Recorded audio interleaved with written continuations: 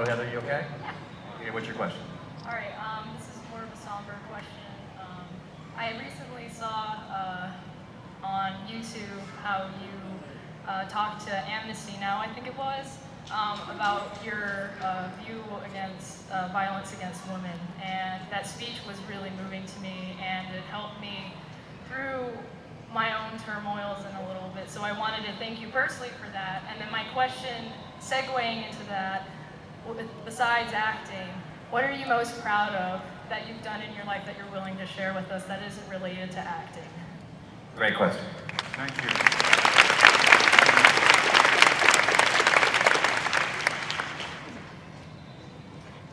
I think you have very beautifully linked the important things together.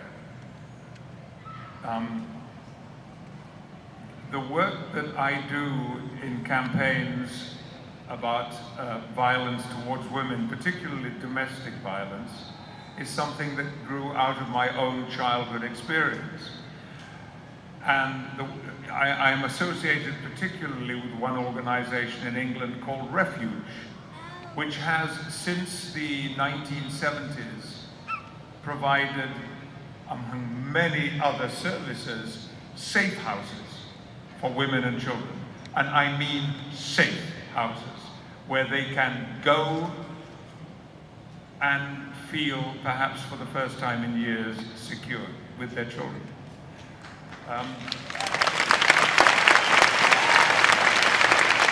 Refuge is a great organization. Now, a few months ago, I did do this event, the Million Man Pledge, which was co-sponsored by the United Nations. And it is a great campaign, which is based on the belief that the people who could do most to improve the situation of so many women and children are in fact men. It's in our hands to stop violence towards women. So I do what I do.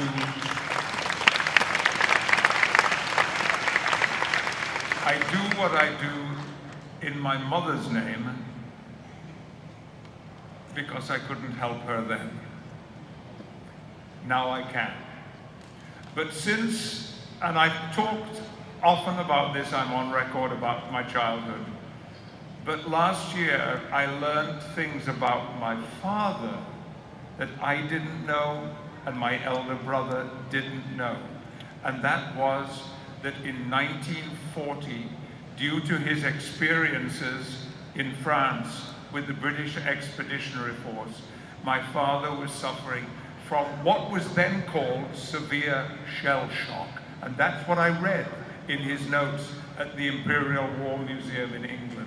We now know it as post-traumatic stress disorder, and we also know that there are soldiers now all over the world, here in the United States and in the United Kingdom, who are returning from combat zones with a serious condition of post-traumatic stress disorder. Now we know what it is, and we know how to deal with it.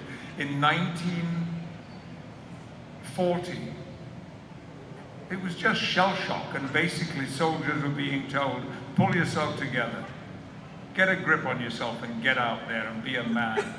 Well, it has put into an expert in this condition who works with a charity, another organization I'm now happy to be a patron of, called Combat Stress, has said to me, what your father had in 1940, because he was never treated, never left him.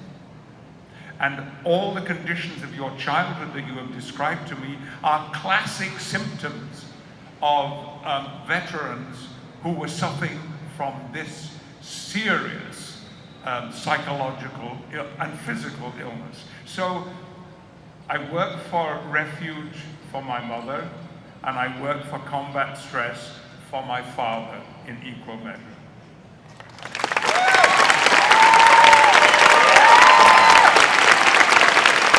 Thank you so much. That was a beautiful story. Thank you. my dear, are you okay? You are. The thing that happened, it's past, and it was just a point of accepting that that it was okay, that it happened, and that that I wasn't. Because one thing I've noticed is there's still that shaming of the women, Yes. and so Yeah. that speech really just finally let me say it's okay that happened, and I can move on and heal. So I really appreciate it, I really do. As a child, I heard in my home doctors and ambulance men say, Mrs. Stewart, you must have done something to provoke him. Mrs. Stewart, it takes two to make an argument. Wrong. Wrong. My mother did nothing to provoke that. And even if she had, violence is never, ever a choice that a man should make. Ever.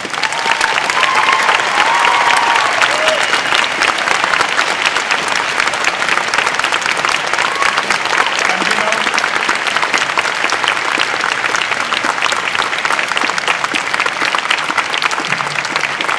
guys, thank you. I look around and I see a lot of men standing up, and that's brilliant, because you have here in Texas a man called Michael Rawlings, Mayor of Dallas. Michael was with me on that platform at the United Nations event, and he spoke so potently and so powerfully about these issues. He spoke about it from his own experience of being a Texan and of living and working in Dallas. And I was so proud to share that platform with him. He's a remarkable individual. Okay, we're going to talk about other things. Right. You take care of yourself. You want a hug? Don't get a hug. Yeah. Don't get a hug. Don't get a hug.